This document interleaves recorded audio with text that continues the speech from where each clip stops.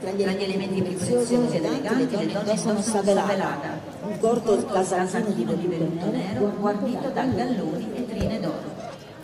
La gonna varia dal panno al raso e al velluto, con ampie balze di broccato fiorito in filo d'oro o damasco. I capelli sono raccolti da una cuffia a cui si sovrappone un fiocco e un finissimo velo di tulle ricamato.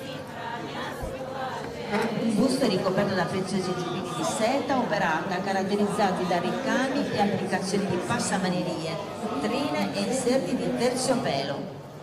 L'abbigliamento maschile comprende anche l'uso della giacca o di un corto cappotto su sereniti, il panno nero e i caschi di velluto di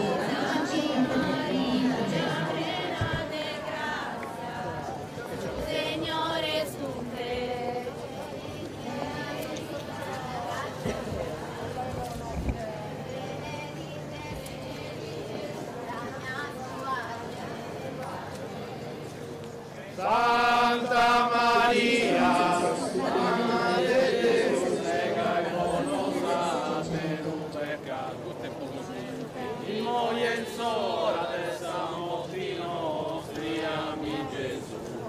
Passando strada, il signore appartenente alla locale borghesia indossava il santo